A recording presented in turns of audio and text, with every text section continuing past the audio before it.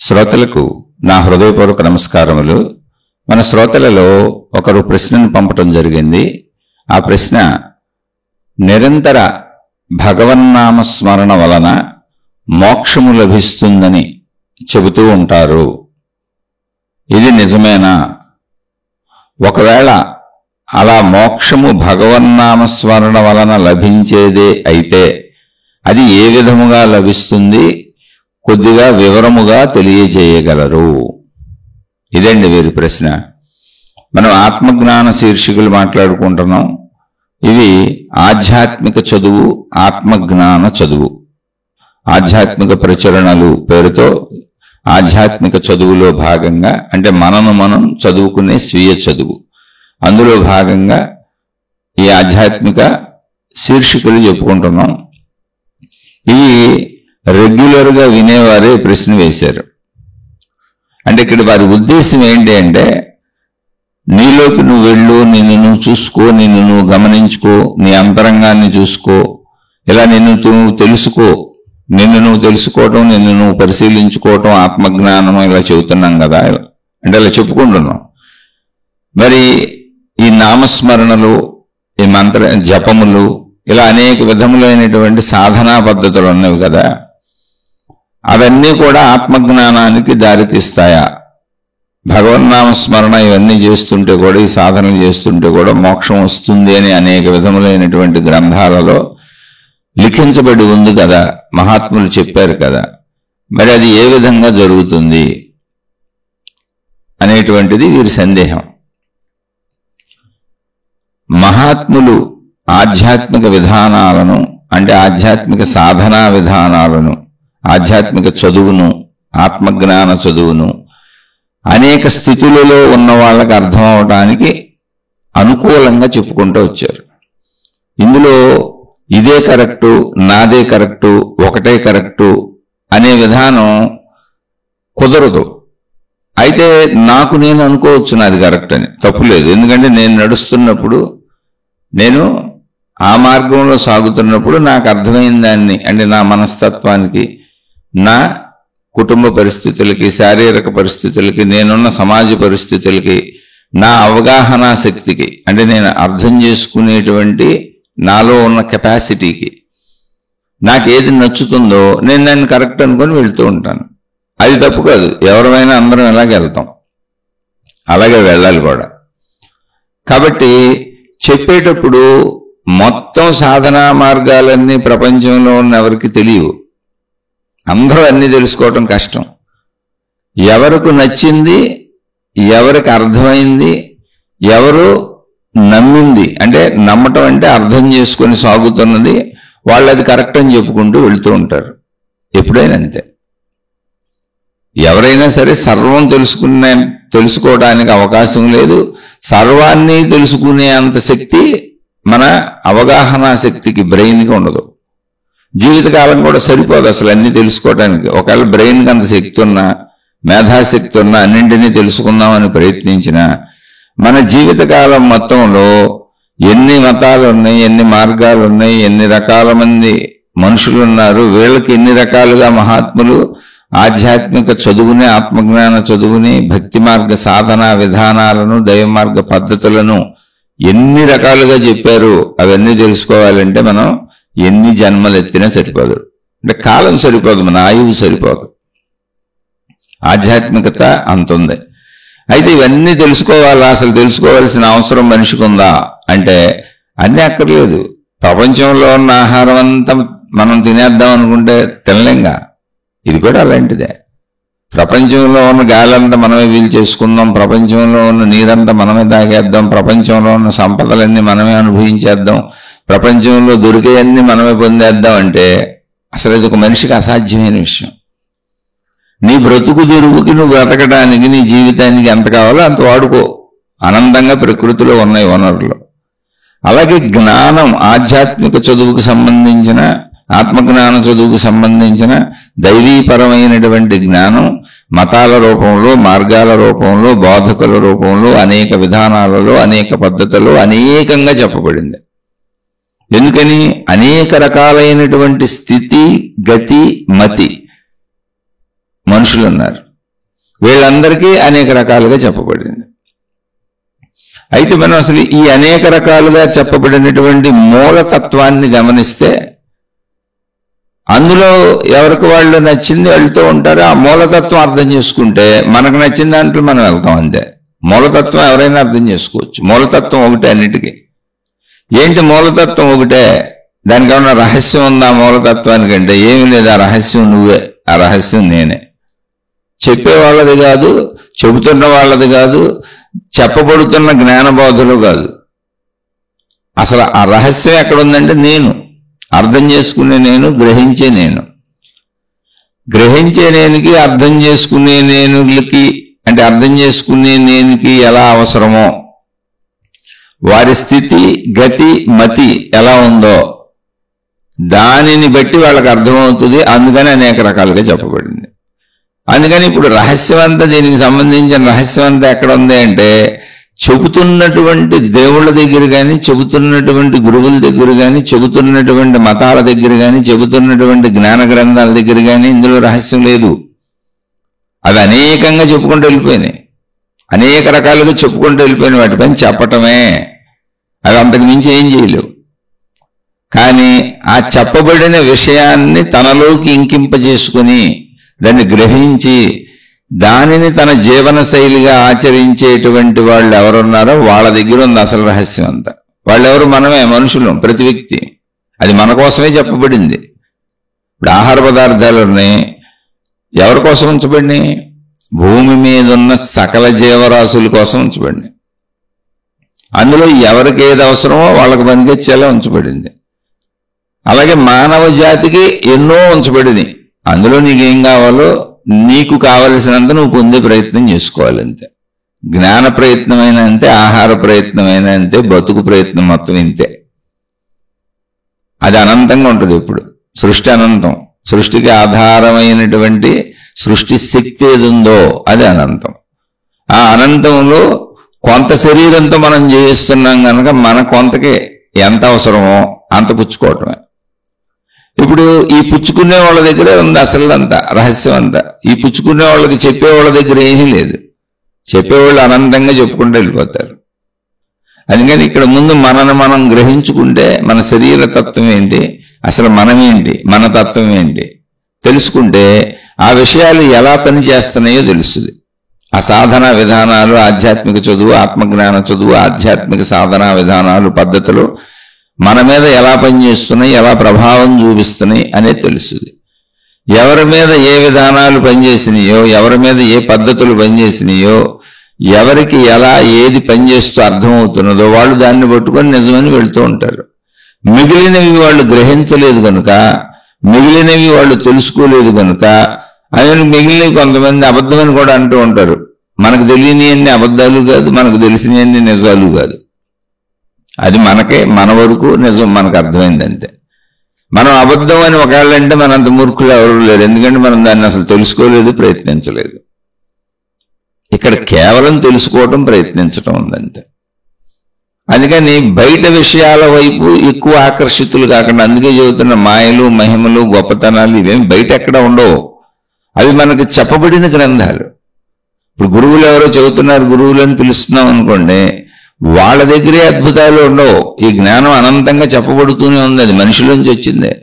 పూర్వకాల వేదకాలం నుంచి, వేద ఋషుల నుంచి, మునులు, యోగులు, తపస్సంపన్నులు, వేదకాలము, వేద ఋషులు అంటే ఆది మానవుని దగ్గర నుంచి అని, అంటే మొదటి మానవుల దగ్గర నుంచి అని. అది అందుకని వేదములకు నిర్దిష్టంగా ఎప్పుడు చెప్పబడినవి అని ప్రమాణం లేదు. కారణం ఏంటి అంటే మొట్టమొదటి మానవులు ఎప్పటి నుంచి ఉన్నారో ఎవరికి తెలియదు. సృష్టి ఉన్నప్పటి నుంచి మానవ జాతి ఉండవచ్చు. అందులో మనం కనుక్కుంటున్న విషయాలు కొద్ది కొద్దిగా ఇది ఫలానప్పటి నుంచి ఉంది, ఫలానప్పటి నుంచి ఉందని చెప్పేదంతా సైన్స్ చెబుతుందండి. కాబట్టి కొన్నిటికి వేదములకి, ఇలాంటి గ్రంథాలకి ఏ కాలంలో అవి చెప్పబడినవి, ఎవరు చెప్పారు అనేది లేదు. అందుకే వాటిని అపౌరుషేయములు అంటారు. అంటే పురుషులు అంటే స్త్రీ పురుషులు ఎవరు చెప్పలేదు అని. ఎందుకు చెప్పలేదు స్త్రీ పురుషులు ఎవరు అన్నప్పుడు అసలు అది ఎప్పటి నుంచి వచ్చిందో ఎవరు చెప్పారు ఆథరైజ్డ్ రాసుకోలేదు. కానీ మానవ జాతి పరిశీలన మొదలుపెట్టిన దగ్గర నుంచి మానవ జాతికి వరుసగా అందుతూనే వస్తున్నాయి. వేదములు అంటే అదేమి అందులో పెద్ద గొప్పగా విషయం మీరేదో అంటే నేను వాటిని తక్కువ చేయట్లా, ఏదో ఉంది ఎవరో చెప్పారు ఒక మతానికి సంబంధించిందని కాదది. వేదములు అంటే తెలుసుకొనదగినవి, మానవ జాతి మొత్తం తెలుసుకొనదగినవి. ఒక మతానికి కట్టేయకండి. తర్వాత నుంచి మతాలు ఏర్పడినప్పుడు కాలం ఉంది. ఫలానా ఆయన వచ్చాడు, ఈ విషయాలు చెప్పాడు, ఆయన పేరు మీద ఒక మతం ఏర్పడింది, అప్పుడు కాలం ఉంది. ఫలానా శకం నుంచి ఇది మొదలైంది, ఫలానా శకం నుంచి ఈ మతం మొదలైంది అని. అంతకుముందు మతములకు ముందు మానవ జాతి మాట్లాడుకున్నటువంటి చెప్పుకున్నటువంటి జ్ఞాన బోధా విషయాలు వేదములు. మతాలు ఏర్పడక ముందు, తర్వాత మతాలు ఏర్పడినాయి. అందుకని చాలా మతాలన్నీ మా మతం గొప్పది, మా ఫలానప్పుడు ఏర్పడింది అంటాడు. అది ఫలానప్పుడు ఏర్పడింది అనేది కాలగణన తీసుకున్నారు. వేదములకు ఎప్పుడు ఏర్పడిందో తెలియదు అంతే. అవన్నీ జ్ఞాన బోధలు, మానవాళికి అవసరమైన జ్ఞాన బోధలు. ఆధ్యాత్మిక చదువు అది, ఆత్మజ్ఞాన చదువు అది, ప్రకృతి చదువు అది, సృష్టి చదువు అది, విశ్వ చదువు అది. అదంతా శక్తి చదువు. మనం మామూలుగా భౌతికంగా చదువుకునే చదువులన్నీ బ్రతకటానికి అవసరమైన వృత్తి వ్యాపార ఉద్యోగ చదువులే. ఇంకో మాటలో చెప్పాలంటే ధన సంపాదన చదువులు. ఆధ్యాత్మిక చదువు అంటే అసలు ఇది బ్రతకటం అవసరమే, ధన సంపాదన కావాల్సిందే, భౌతిక చదువులు కావాల్సిందే, భౌతికంగా అన్ని చేసుకోవాల్సిందే. ఆధ్యాత్మిక చదువు అంటే ఏంటి అంటే భౌతికము అని మనం చనిపోతున్నాం, భౌతికము అని మనం పుడుతున్నాం. అసలు పుట్టడం ఏంటి, చనిపోవటం ఏంటి? ఈ మధ్యలో అంటే పుట్టిన దగ్గర నుంచి చనిపోయే వరకు ఒక రూపాకృతిలో కనపడుతున్నది భౌతికం. ఈ రూపాకృతిలో కనపడుతూ ఆ రూపాలు నిరంతరం మార్పు చెందుతూ ఉండి పుడుతూ మరణిస్తూ అదృశ్యమైపోతూ, అదృశ్యమైంది మళ్ళీ పుడుతూ, ఇలా జనన మరణాలుగా వ్యక్తమవుతున్నటువంటి కనపడుతున్నటువంటి ఈ సృష్టి, భౌతికం అనబడే సృష్టికి ఆధారత ఏంటి అని తెలుసుకునేది ఆధ్యాత్మికం. కనపడని దాంట్లోంచి కనపడేది వస్తుంది. కాబట్టి కనపడేది ఉన్నది నిజమే, దాన్ని నిలుపుకోవాలి, మన శరీరం నిలుపుకోవాలి, మనకు అవసరమైన అన్ని చేసుకోవాలి, అన్నీ నిలుపుకోవాలి, అన్నీ సత్యమే, చదువుకోవాలి, డబ్బు సంపాదించుకోవాలి, పెళ్లిళ్ళు చేసుకోవాలి, పిల్లల్ని కనాలి, మొత్తం భౌతికం అంతా సత్యం, ఇందులో అసత్యం లేదు. కాకపోతే అది ధర్మంగా మంచిగా బతకాలి, ఎందుకంటే అందరూ మనలాంటి మనుషులే. కాబట్టి దీనికి ఆధార శక్తి ఏంటి అనేది మనిషికి తెలియట్లేదు. ఆ ప్రయత్నం చేశారు. అవి వేదములు, జ్ఞానబోధలు, ఆధ్యాత్మిక చదువు, ఆత్మజ్ఞాన చదువు అనేది అక్కడి నుంచి వచ్చింది. భౌతికతలో ప్రయత్నాలన్నీ బ్రతకడానికి, సంపదల కోసం.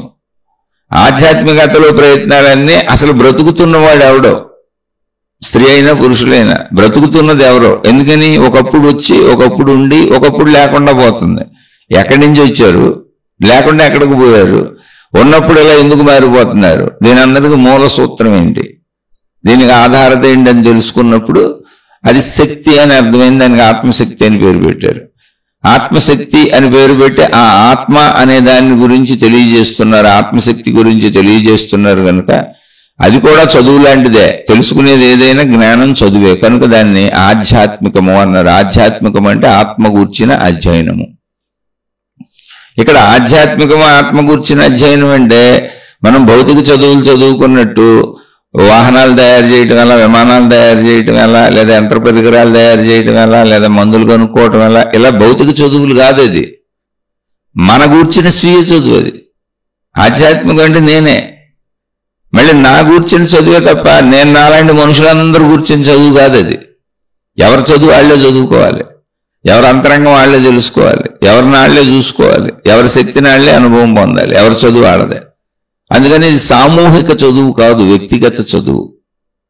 అంటే చెప్పబడేటప్పుడు, ఒక మతం చెప్పేటప్పుడు, ఒక మార్గం చెప్పేటప్పుడు, ఒక గురువు చెప్పేటప్పుడు, ఒక పుస్తకం చెప్పేటప్పుడు, ఒక జ్ఞాన గ్రంథం బోధించేటప్పుడు, ఒక దైవ స్వరూప బోధలు చెప్పేటప్పుడు అది సామూహికంగా అనిపించవచ్చు.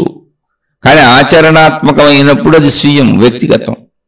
అనేక మంది అనేక రకాల స్థితులలో, గతులలో, మతులతో ఉంటారు. కాబట్టి అనేక రకాల వారికి అనేక రకాలుగా చెప్పబడింది. ఎవరికి ఎలా అర్థమైతే అలా సాగిపోవటమే. ఇప్పుడు ఈ అర్థం చేసుకునే వాళ్ళు ఎవరున్నారో వాళ్ళ దగ్గర ఉంది ఆధ్యాత్మిక రహస్యం అంతా, అంతే తప్ప చెప్పేవాళ్ళలో లేదు. అది నేను ఇక్కడ మీకు స్పష్టంగా తెలుసుకోవాల్సిన విషయం, మీకు స్పష్టంగా నేను చెప్పదలిచిన విషయం. అందుకే మనం ఈ శీర్షికల్లో చెప్పుకుంటున్నాం, ఇది మన చదువు, స్వీయ చదువు, వ్యక్తిగత చదువు. ఇప్పుడు ఈ నామస్మరణ కావచ్చు, జపాలు కావచ్చు, తపస్సులు కావచ్చు, అనేక రకాలైనటువంటి భౌతిక ప్రక్రియలు కావచ్చు, అనేక మతాలలో చెప్పబడిన అనేక ప్రార్థనా సాధనా విధానాలు కావచ్చు, ఏవైనా దైవీపరమైన విషయాలు ఏవైనా వాటి పనితీరు మన శరీరంలో పనిచేసే పనితీరు, బయట పనిచేసే పనితీరు కాదు. అందుకని మాయలు మహిమలు లేవు అని చెబుతాను. మాయలు మహిమలు నువ్వు నమ్ముతున్నావు అంటే అది నీ శరీరంలో పనిచేయట్లేదు, నీకు బయట పనిచేస్తుంది.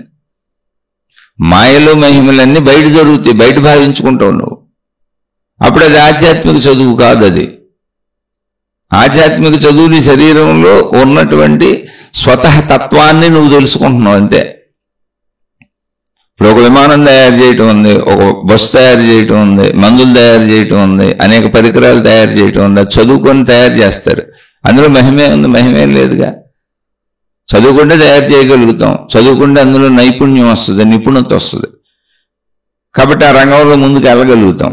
అలాగే ఆధ్యాత్మిక చదువులో, నా వ్యక్తిగత చదువులో, నా స్వీయ చదువులో నా అంతరంగాన్ని నేను చూసుకొని నేను అసలు ఎవరు అనే విషయంలో నైపుణ్యం సాధించడానికి నాకు సంబంధించిన ప్రాణశక్తిని, అదే సృష్టి శక్తిగా ఉన్న అనంత ఆత్మశక్తిని తెలుసుకోవటానికి చదివే సహజ చదువు ఆధ్యాత్మిక చదువు. ఇందులో మహిమలు మైలు ఎందుకుంటే అది సహజ చదువు అయినప్పుడు.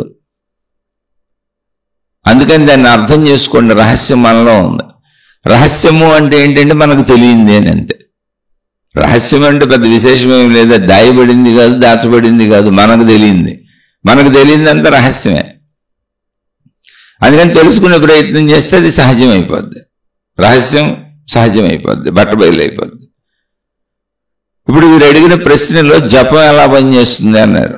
అసలు మన శరీర పనితీరు ఎలా పనిచేస్తుందో తెలిస్తే అది ఎలా పనిచేస్తుందో తెలుస్తుంది. ఇవి అనేక సార్లు చెప్పుకున్నవే, అన్నీ మొదటి నుంచి చెప్పుకుంటున్న శీర్షికలన్నీ విడివిడిగా అనేక రకాలుగా అనిపించవచ్చు, కానీ అన్నీ ఒకే విషయాన్ని చెప్పుకుంటున్నాం అంతే. అది మనకు సంబంధించింది అంతే. నేను అయితే అడిగిన ప్రశ్నని బట్టి రకరకాల సందేహాలు ఉన్నాయి కాబట్టి ఆ సందేహాలకు తగ్గట్టుగా చెప్పుకుంటున్నాం. ఇప్పుడు మనకున్నది ఏంటి? శరీరము. శరీరం ఏంటి? పనిచేస్తూ ఉంటుంది, కదులుతూ ఉంటుంది నిరంతరం.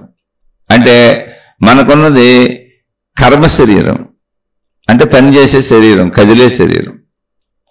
ఇంకోటి ఏంటి మనకుంది? ఈ శరీరాన్ని కదిపేది ఏంటి? భావాలు. నేననే భావం పడుతుంది, ఆలోచనలు పడతాయి. ఆలోచన పట్టకుండా శరీరం కదలలేదు. కాబట్టి మనలో ఇంకోటి ఉంది, భావ శరీరం, భావాలు. దాన్ని మనసు అన్నాం.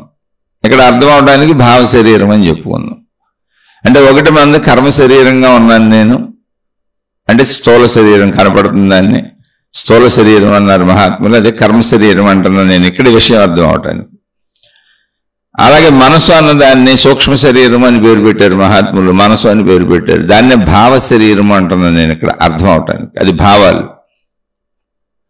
అంటే ఒకటి కర్మస్థితి ఉంది మనలో, రెండు భావస్థితి ఉంది. ఈ కర్మస్థితి భావస్థితి అసలు మనలో ఎక్కడి నుంచి కదులుతుంది? భావం ఎక్కడి నుంచి పుడుతుంది? కర్మ ఎక్కడి నుంచి చేస్తున్నాం? భావం పుడితే శరీరంతో కర్మ చేస్తున్నాం. భావం పుట్టకపోతే శరీరంతో కర్మ చేయలేం. ఇది చెయ్యాలని మనకు అనిపించే భావమే మన చేత అది చేయిస్తుంది. ఈ భావం ఎక్కడి నుంచి పుడుతుందంటే నిశ్చలత్వంలోంచి పుడుతుంది. ఎందుకని? భావం మూలంలో మనకు ఏముందో తెలియదు. తెలియదు అంటే ఎందుకు తెలియదు? భావం తెలుస్తుంది. భావం వచ్చినాక అర్థమవుతుంది. భావంకి మూలంలోకి వెళ్తే అక్కడ నిశ్చలత ఉంది, ప్రశాంతత ఉంది, స్థిరత్వం ఉంది.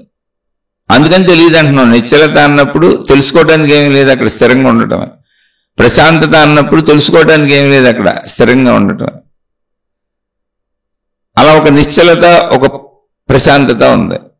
అంటే ఇప్పుడు మనలో ఒక నిశ్చల అంటే చలించినటువంటి ఒక ప్రశాంత స్వభావం ఉంది, ఒక నిశ్చలత స్థితి ఉంది, ఒక నిశ్చల స్థితి ఉంది, ఒక చలన స్థితి అంటే భావరూపంలో చలించే ఒక చలన స్థితి ఉంది.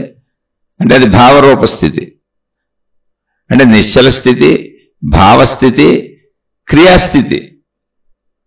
క్రియాస్థితి అంటే పనులు చేసే స్థితి. మూడు స్థితుల్లో మనం ఉన్నాం.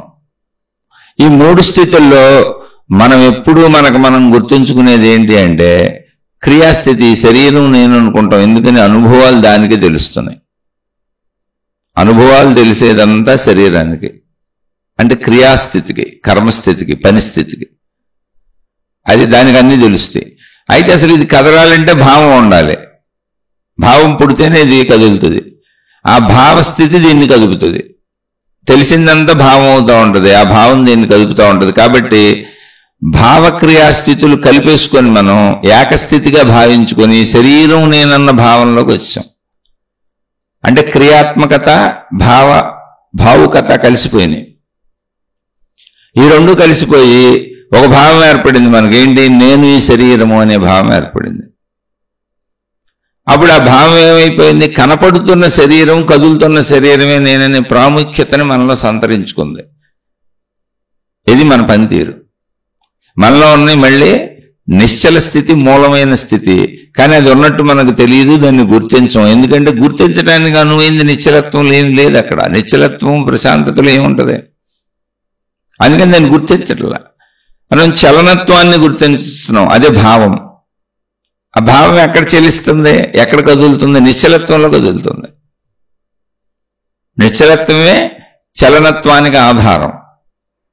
అందుకని మనకి నిశ్చలత్వం ఎప్పుడూ తెలియట్లా. ఆ నిశ్చలత్వాన్ని తెలుసుకునేటువంటి చదువే ఆధ్యాత్మిక చదువు, ఆత్మజ్ఞాన చదువు. ఆ నిశ్చలత్వానికి చేరటమే, తెలుసుకోవటమే, అనుభవించటమే. నిశ్చలత్వం ఉన్నది, నేను ఒక నిశ్చల స్వరూపుడును, స్వరూపురాలను అనేటువంటి ఒక భావాన్ని స్థిరత్వంగా పొందటమే, అనుభవించటమే మోక్షము. ఆ నిశ్చలత్వాన్ని ఎలా అనుభవిస్తావు? ఆ పదాలు ఎందుకు వాడుతున్నావు అంటే అనుభవాలు మనకు అలవాటు కనుక, అలా చెబితే అర్థమవుతుంది కనుక. కానీ అనుభవించడానికి నిశ్చలత్వంలో, ప్రశాంతతలో, మౌనంలో, నిశ్శబ్దంలో ఏమీ ఉండదు. దాన్ని పవిత్రత అంటారు. పవిత్రత అంటే మనం ఏదో ఒళ్ళంతా రకరకాలైనటువంటి పవిత్రతకు సంబంధించినటువంటి బొట్లు పెట్టేసుకొని, రంగులు వేసేసుకొని, లేకపోతే ఏదో చేసేయటం కాదు. ఆభరణాలు ధరించేసి, వస్తువులు ధరించేసి, వేషభాషలు మార్చేసి, ఇది పవిత్రత కాదు. పవిత్రత అంటే చలనత్వం లేని నిశ్చల స్థితి, ఏ భావం లేదు అక్కడ, శక్తి స్థిరంగా ఉందంతే. అంటే మనలో ఉన్నది మొట్టమొదటిది నిశ్చల స్థితి, కానీ దాన్ని గుర్తించేది అక్కడ ఏమీ లేదు కనుక మనం గుర్తించలేకపోతున్నాం. చలన స్థితి రెండవది, అదే మనస్సు, భావన, అంటే భావస్థితి. అక్కడి నుంచి మనకు తెలుస్తుంది. ఆ భావం పుడితే, ఆ భావంలో అర్థం తెలిస్తే దానికి అనుగుణంగా శరీరాన్ని కదుపుతున్నాం. ఈ రెండు వెంటనే కలిసి జరిగిపోతున్నాయి. కాబట్టి భావనా శరీరము, భావ శరీరము, కర్మ శరీరం అంటే ఏ భావాన్ని పని రూపంలో చేసేటువంటి కర్మ శరీరము రెండు కలిసిపోయి నేను అన్న భావన ఏర్పడింది. అది పరిమిత భావనగా ఏర్పడింది. నేను ఈ శరీరం వరకు పరిమితము అని. నిశ్చలత్వం ఎంతో మనకు తెలియదు, అసలు దాని భావన లేనప్పుడు తెలియదుగా. ఈ మూడు స్థితులు ఉన్నాయి. మూడు స్థితుల్లో మనకు తెలిసిన రెండు స్థితులేగా, భావస్థితి అంటే భావనా స్థితి, శరీర స్థితి కర్మస్థితి. అంటే భావించుకోవటం తెలుసు, ఊహించుకోవటం తెలుసు, ఆలోచించటం తెలుసు, భావోద్వేగాలకు లోనవటం తెలుసు, దానితో కర్మ చేయటం తెలుసు. మనకు తెలిసింది ఇంతే. ఇప్పుడు ఇటువంటి మానవుణ్ణి ఎక్కడికి తీసుకెళ్ళాలి? నీలో నిశ్చలత్వం ఉంది అనే స్థితికి తీసుకెళ్ళాలి. అదే ఆధ్యాత్మిక చదువు చెప్పేది. ఇందులో అద్భుతాలు, మహిమలు ఏముంటాయి? నువ్వు నిశ్చలం, నీ స్వరూపమేగా. నిశ్చలత్వంలోనేగా చలనత్వం పుడుతుంది. నిశ్చలత్వం నీ మూలస్థితి, ఆ మూలస్థితిలోనే చలనత్వం పుడుతుంది. కాబట్టి మహాత్ములు ఏర్పరిచిన విధానాలు అనేకం ఉన్నాయి. ఇది అర్థమైన వాళ్ళే ఏర్పరిచారు, ఎవరికి అర్థమైన వాళ్ళకి చెప్పడానికి.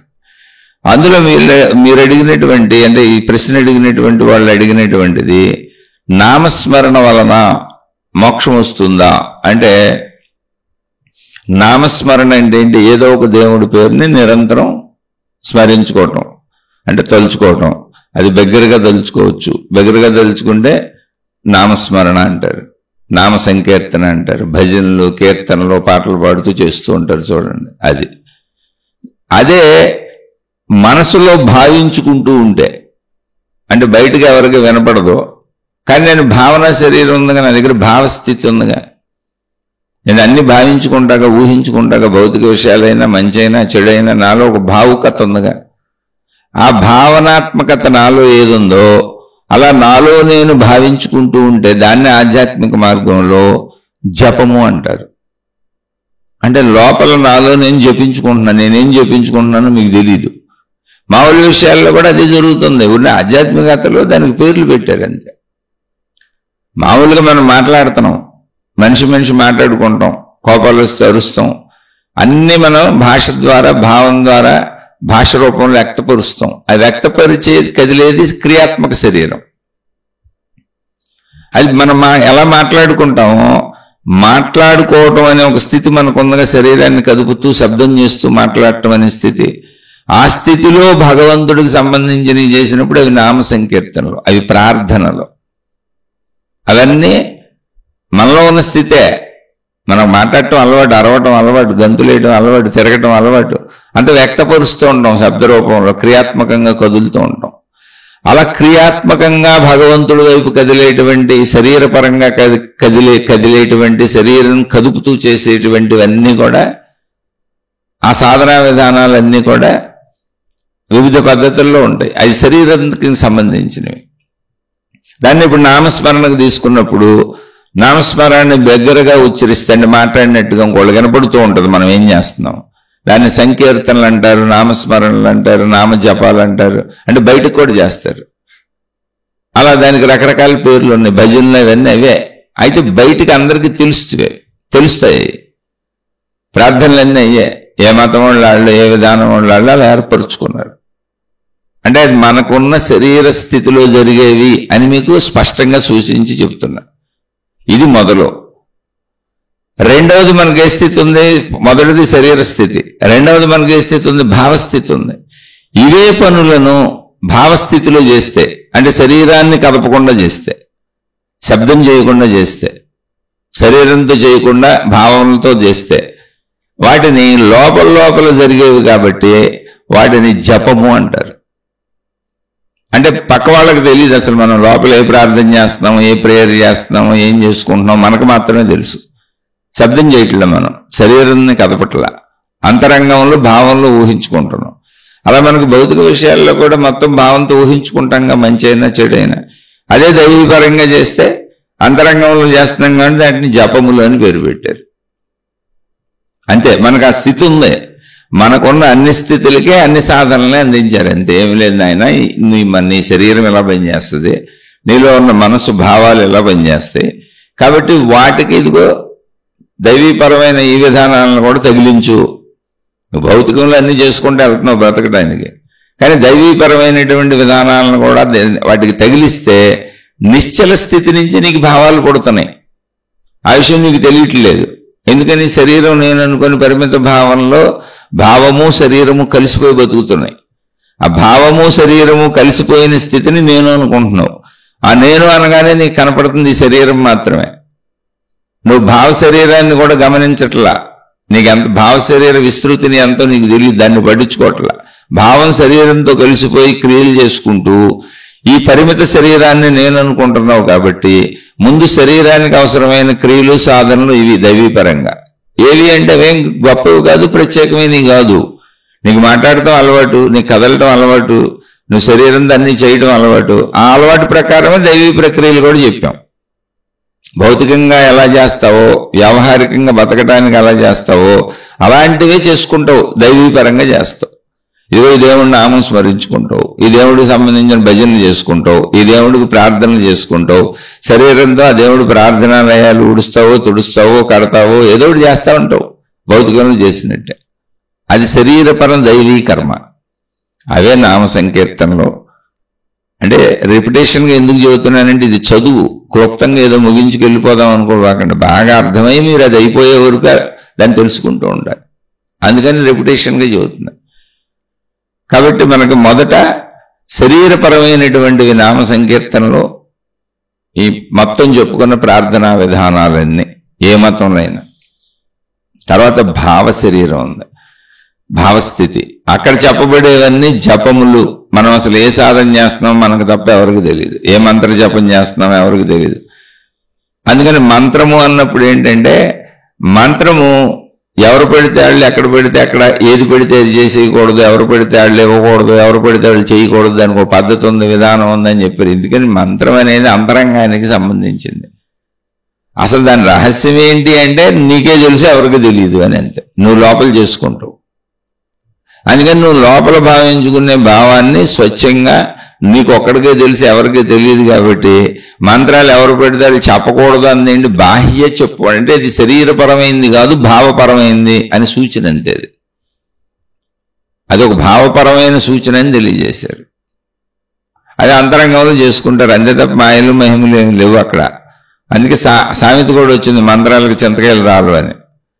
అవి చింతకాయలు రాల్చడానికి ఉసిరికాయలు రాల్చడానికి పెట్టబడినవి కాదు, ఇవి భగవత్తత్వాన్ని తెలుసుకోవటానికి అందించబడినటువంటి భావస్థితిలో సాధనా విధానములు మంత్రములు.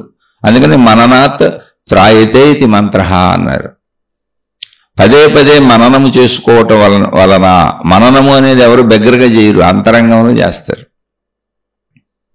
ఏదైతే నిన్ను తరింపజేస్తుందో, తరింపజేయటం అంటే ఏంటి, నిన్ను హాయిగా ఆనందంగా ఉంచడం, నీకు దుఃఖం లేని స్థితిని కలిగించడం. అది కలిగించదు, నీకు కలుగుద్ది.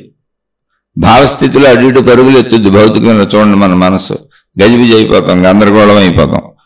అటువంటిది ఈ భగవన్నామ స్మరణ ఏది ఉందో దాన్ని అంతరంగంలో నువ్వు చేసుకున్నప్పుడు అది మంత్రం. మంత్రం అనే పదానికి అర్థం చెప్పారు మహాత్ములు, మననాత్ త్రాయతే. మననం చేసుకోవటం వలన ఏది నిన్ను తరింపజేస్తుందో అది మంత్రము అని చెప్పారు. అంతే తప్ప ఈ మంత్రం గొప్పది ఆ మంత్రం గొప్పది, ఇచ్చేయండి అది చేయండి అని చెప్పలా. ఏది మననం చేస్తే నీ మనసుకు ఒక చంచలత్వం పోయి స్థిరత్వం వస్తుందో, నువ్వు హాయిగా ఉంటావో, నువ్వు ఆనందంగా ఉంటావో, అది నిన్ను ధరింపజేసినట్టు. అంతే సింపుల్. అది దానికి అర్థం. అంటే భావస్థితిలో చెప్పబడింది మంత్రం. భావం ఏంటి, నీ అంతరంగ భావం ఎవరికి తెలియదు కదా, పక్కోళ్ళకి తెలుసా, నీకే తెలుసు. అందుకని నీ భావన ఎప్పుడు పక్కోళ్ళకి రహస్యం, పక్కోళ్ళ భావన ఎప్పుడు నీకు రహస్యం. రహస్యము అంటే దాశారని కాదు, తెలియదు అని. రహస్యం అంటే మనకు తెలియదు అని. కాబట్టి భావస్థితి రహస్యం. అందుకని భావస్థితిలో చెప్పబడినటువంటివన్నీ కూడా మంత్రాలు, ఇవన్నీ కూడా రహస్యములు అంతే. అది ఎవరి వాళ్ళకే తెలుసు అని. అంటే నీకు దానివల్ల ఆనందం వస్తుందో రావట్లేదో, దానివల్ల నువ్వు హాయిని పొందావో పొందలేదో, అది నిన్ను గజిబిచ్చేస్తుందో లేదా నీకు స్థిరతనిస్తుందో అది నీకే తెలుస్తుంది. అలా నిన్ను గందరగోళ పరుస్తుంది అనుకో, దాన్ని వదిలేసే, నిన్ను శాంతిని చేతి పట్టుకో, నీకు సూటబుల్ లేదో అది పట్టుకో అని చెప్పారు. అందుకని అందరికీ అన్ని సూట్ కావంటే అదేం మహిమ కాదు, మాయ కాదు, నీకు సూటబిలిటీకి ఏమి లేదు అక్కడ. ఆ విధానం నిన్ను గజిబిజి పరిచేది కాకుండా, నిన్ను గందరగోళకు పరిచేది కాకుండా, నీ అంతరంగంలో ప్రశాంతతను ప్రసాదించేదే ఉండాలి. ఎందుకని మొత్తం ఏదైనా మనం చేసేది హాయిగా ఉండటానికి, ఆనందంగా ఉండటానికి. అటు భౌతికమైన సంపదలు సమకూర్చుకోవటమైనా, భౌతిక ప్రయత్నాలైనా, భౌతిక సుఖాలైనా, భౌతిక భోగాలైనా, లేదా ఆధ్యాత్మికత దైవీపరమైన విధానాలైనా సంతోషంగా ఉండటానికి కదా, హాయిగా ఉండటానికి కదా. ఆ హాయి మనసులో కలగటానికి. అంతే తప్ప ఇది గొప్పదే తక్కువది కాదు, వీళ్ళు మంచోళ్ళు వీళ్ళు చెడ్డోళ్ళు కాదు. అలా నీకు హాయిని ఇచ్చేది తీసుకో, ఏది పడితే అది తీసుకొని మనసును బాగు చేసుకోబాక అని చెప్పారు. అందుకని ఎవరు పడితే వాళ్ళు మంత్రాలు చెప్పకూడదు, ఎవరు పడితే వాళ్ళు మంత్రాలు చేసేసుకోకూడదు ఇష్టం వచ్చిన రీతుల్లో అని చెప్పారు. కారణం ఏంటి, నీకు హాయి కావాలి. అందుకని నీకు హాయి అనిపించేలా, శాంతి అనిపించేలా చెప్పేవాడు చెప్పింది తీసుకో, అది చేసుకో. లేదా నువ్వే చేసుకుంటావు చేసుకో, కానీ దాన్ని ఎందుకు చేస్తున్నావు, భావస్థితిలో స్థిరత ఉండాలి, హాయి ఉండాలి, శాంతి ఉండాలి. అది మూల సూత్రం. భావస్థితిలో అది మూల సూత్రము. మంత్రములు రహస్యములు ఎందుకని అంటే అసలు భావమే రహస్యంగా. భావం తెలియదుగా, నీకు తప్ప పక్కన ఎవరికి తెలియదుగా, పక్క వాళ్ళకి నీకు తెలియదుగా. అందుకని అది ఎప్పటికీ రహస్యమే, దాన్ని అలా రహస్యంగానే ఉంచేయి అన్నాడు. అంతే కాదు, ఒకవేళ ఈ మంత్రం చేశాను నేను, ఈ మంత్రం వల్ల నాకు ఇంత లాభం వచ్చింది, ఇంత ఆనందం వచ్చింది, ఇంత హాయి వచ్చింది, ఇంత సుఖం వచ్చింది, ఇంత శాంతి వచ్చింది, ఇంత ప్రశాంతంగా ఉన్నానని నువ్వు చెబితే అది నీ వరకే. మళ్ళీ ఆ హాయి దానివల్ల పక్కోళ్ళు పొందుతారో లేదు తెలియదు. ఎందుకని వాళ్ళకి ఏది హాయినిస్తుందో వాళ్ళకి తెలుస్తుంది. వాళ్ళకి హాయినిచ్చింది పక్క వాళ్ళకి ఇవ్వకపోవచ్చు, ఇంకొకరికి ఇవ్వకపోవచ్చు. అది ఎవరికి వారికి ఉండేటువంటి శారీరక, మానసిక, ఆర్థిక, సామాజిక, కుటుంబిక వీటన్నింటి పరిస్థితుల మీద ఆధారపడి ఉంటుంది. అందుకని ఏంటంటే ఎవరిది వాళ్లే. అందుకని ప్రత్యేకంగా ఈ నామం ఈ మంత్రం అనేది కాకుండా శరీర ప్రక్రియ, అంటే ఒక మనిషి యొక్క శరీర ప్రక్రియ పనితీరును బట్టి, అంటే మన శరీరం కర్మగా పనిచేస్తుంది, శరీరం కర్మ శరీరం అంటే క్రియాత్మకమైనది. అలాగే భావ శరీరం అంటే శరీరాన్ని కదిపే భావం ఇంకోటి మన లోపల ఉంది. అంటే కర్మస్థితి, భావస్థితి. ఈ కర్మస్థితికి భావస్థితికి ఆధారంగా నిశ్చల స్థితి ఉంది. ఓ నిశ్చలమైన స్థితి, అది ఎప్పటికీ కలగదు. అది ఎప్పుడు తెలుస్తుందండి నిశ్చల స్థితి అంటే? మనకు రోజులో కూడా తెలుస్తుంటుంది. ఏ పని చేయనప్పుడు, ఏ ఆలోచన లేనప్పుడు అలా ప్రశాంతంగా కూర్చుంటుంటాం. సహజంగా ఏంటంటే ఏదో ఒక ఆలోచన కదలటం అనేది మనకు అలవాటు అయిపోయి ఉండి కదులుతున్నట్టు అనిపిస్తుంది మెలకువలో ఉన్నంతసేపు. అదే నిద్రపోతున్నప్పుడు ఆలోచన కదలటం అనేది కూడా ఆగిపోయింది కాబట్టి నిశ్చల స్థితిలోకి వెళ్ళాం. నిద్ర అంటే ఏంటి? ఇప్పుడు నిశ్చల స్థితి అంటే మనలో ఉన్నటువంటి స్థితి అది. ప్రతి మానవుడిలోనూ ఉన్న స్థితి అది, మానవ జాతికి ఉన్న స్థితి అది. నిద్రాస్థితి నిశ్చల స్థితి అనుకోండి అర్థం అవడానికి. నిశ్చల స్థితి నుంచి భావస్థితి కదలిక మొదలైంది. భావస్థితి క్రియాత్మకంగా శరీరాన్ని కదుపుతుంది. శరీరం కర్మస్థితి. ఈ స్థితులకు అనుగుణంగా సాధనలన్నీ ఉన్నాయి. కాబట్టి ఇప్పుడు నామస్మరణ మోక్షాన్ని ఇస్తుందా అంటే ఒక నామస్మరణే కాదు, ఏదైనా చేయండి. శరీరంతో క్రియాత్మకమైన చేయండి. జపాలు, యాగాలు, హోమాలు, లేదేదో అక్కడ క్షేత్రాలు శుద్ధి చేయటం, తొడవటం, ఓడవటం, కట్టటం, శరీరంతో శారీరక శ్రమతో. అంటే శరీరం క్రియాత్మకమైనది పని కదా. శరీరాన్ని కదుపుతూ సహజంగా అన్ని పనులు చేస్తాం భౌతికం. ఆ భౌతికంలో శరీరాన్ని కదుపుతూ దేవుడి వైపు చేసేదాన్ని భక్తి అన్నారు. దాన్ని కర్మయోగము అన్నారు. భగవంతుడిని దృష్టిలో పెట్టుకొని చేస్తే అదే భక్తి, అదే కర్మయోగం. కాదు నువ్వు భగవంతుడి దృష్టిలో లేకుండా నీ సొంత దృష్టి పెట్టుకొని నేను, నాది, నా వాళ్ళు, నా కుటుంబం, నా గొడవ, నా తిండి, నా తిప్పలు అని చేస్తే అదే భౌతికం అన్నారు.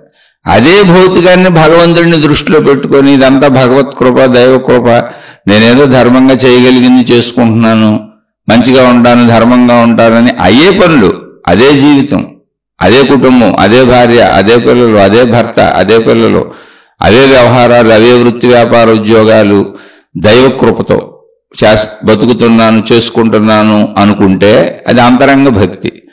అదే పనులు నేను ఇప్పుడు ఏ ప్రార్థనాలయాలు నిర్మిస్తున్నాను, వాటి కోసం డొనేషన్లు వసూలు చేస్తున్నాను, ప్రచారం చేస్తూ తిరుగుతున్నాను, ఈ దేవుడి ప్రచారం చేస్తున్నాను, ఈ మత ప్రచారం చేస్తున్నాను అని జీవితాన్ని నేను దేవుడి వైపు దైవ మార్గంలో నడుపుకుంటున్నాను అన్న అదే శరీర క్రియ. భక్తి అన్న అదే భావక్రియ. భావక్రియలు, శరీర క్రియలు ఒకటే. అది శరీరంలో భౌతికంగా చేసిన ఒకటే, ఆధ్యాత్మికంగా చేసిన ఒకటే. భావము శరీరముల కలయిక నేనన్న భావన. నేనన్నప్పుడు చూసుకుంటే మనకు కనపడుతుంది శరీరమే, కాబట్టి ఈ శరీరమే నేనని అందరం పరిమిత భావనలో ఉన్నాం. కాబట్టి ఇవన్నీ మోక్షానికి ఎలా దారితీస్తాయంటే ఏది చేసినా నిశ్చల స్థితికి వెళ్ళావా. ఇప్పుడు శరీర క్రియ చేస్తున్నాను, శరీర క్రియను ఆపేశాను. భావంలో ఇప్పుడు ఏదో నామ సంకీర్తన చేస్తున్నారు, శరీరంతోనే చేస్తున్నారు, గట్టిగా చేస్తున్నారు. నామస్మరణ మోక్షాన్ని ఇస్తుందా అడిగింది అది. పోనీ అదే గట్టిగా చేస్తున్నారు. లేదా శరీర క్రియలు, ఏదో నేను ప్రచారాలు చేస్తున్నాను, భగవంతుడికి ఏదో చేస్తున్నాను, లేకపోతే అక్కడ తుడుస్తున్నాను, అక్కడ శుద్ధి చేస్తున్నాను, ఇలా అనుకుంటూ నేను అనే భావాన్ని కోల్పోయి, అంటే నేను చేస్తున్నాను అనేటువంటి అహంకారాన్ని భావాన్ని కోల్పోయి, అంటే అది నామజపంలో కావచ్చు, సంకీర్తనలో కావచ్చు, భజనలో కావచ్చు, లేదా నువ్వు తొడవటం, ఓడవటం వీటిల్లో కావచ్చు, ఎందులో అయినా సరే నేను అనే శరీర భావాన్ని కోల్పోయి ఒక భగవంతుడికో, నీకు నచ్చిన మత దేవుడికో, లేదా నీకు నచ్చిన గురువుకో, ఏదో ఒక నీకు నచ్చిన ఇంకొక భావంలోకి. ఎందుకని అక్కడ భగవంతుడు ఎవరు నీకు కనపడరుగా. అవి మనం ఏర్పాటు చేసుకున్న మూర్తులేగా ఒకళ్ళు ఉంటే, కట్టుకున్న ప్రార్థనాలయాలు కూడా మనయ్యేగా. అక్కడ పెట్టుకున్న ఆచార సాంప్రదాయాలు, విధానాలు, పద్ధతులు, సాధనా విధానాలు ఇవన్నీ మన భావనలేగా, మన భావలోకంలో ఉన్న భావస్థితిలోవేగా. అదే మనలో. అలా చేస్తూ నేను అనేటువంటి పరిమిత భావం, శరీర భావం ఏదుందో, ఈ కర్మ శరీరంతో కలుస్తూ ఇదే నేనని అనిపిస్తున్న భావం ఏదుందో, అంటే కర్మ శరీరము భావము కలిసి పరిమిత భావన ఏది ఏర్పరుస్తుందో దాంట్లోంచి దైవభావంలో వెళ్ళిపోయాను, దైవభావంలో కలిసిపోయాను. ఓ దేవుడి కోసం చేస్తున్నాను, నాకు సంబంధించింది ఏమీ లేదని విశాల దైవభావంలో కలిసిపోతే, అంటే దైవభావం కూడా మళ్ళీ ఒక పరిమిత దైవభావం కాదు, విశాలత్వం. అంటే నా దేవుడు సమస్తం, ఇదే మతమైనా కావచ్చు.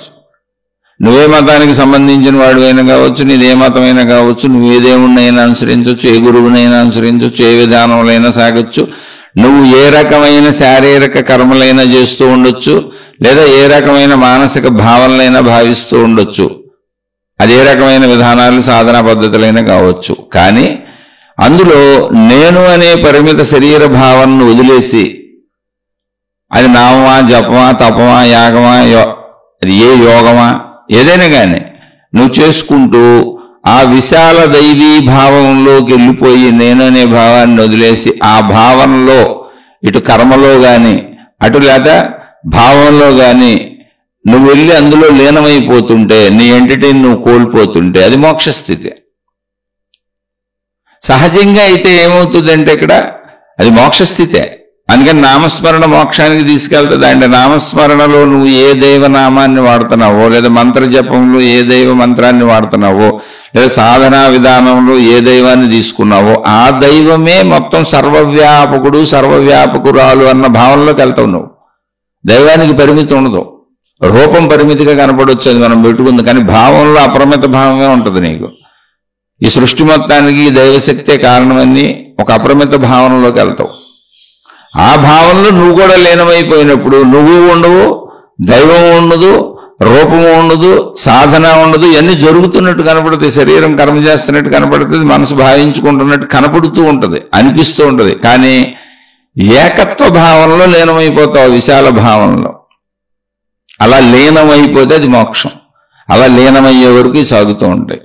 అలా లీనం అవ్వకుండా నా దేవుడు కరెక్టు, నా గురువు కరెక్టు, నా మార్గం కరెక్టు, నా సాధన కరెక్టు, నా పద్ధతి కరెక్టు, లేదా నా భౌతిక సుఖాల కోసం, నా భౌతిక రక్షణ కోసం, నా కోరికల కోసం, నా మొక్కుబడుల కోసం, నా కుటుంబం కోసం, నా అవసరాల కోసం నేను దేవుణ్ణో, మతాన్నో, మార్గాన్నో, గురువును అనుసరిస్తున్నాను, చేసుకుంటున్నాను, ఈ సాధనా విధానాలు అందుకు అని భగవంతుడి వైపు నుంచి ఏదో నాకు ఆశించి అటు గురువులతో తిరిగినా, ఇటు మహాత్ములతో తిరిగినా, ఎక్కడ మతాల్లో తిరిగినా, ప్రార్థనాలయాల్లో తిరిగినా, సేవలు చేసినా, ఏదనుకున్నా లాభాన్ని ఆశించి చేసినప్పుడు అది మోక్షానికి తీసుకెళ్ళదు. అది నామస్మరణ అయినా ఇంకేదైనా.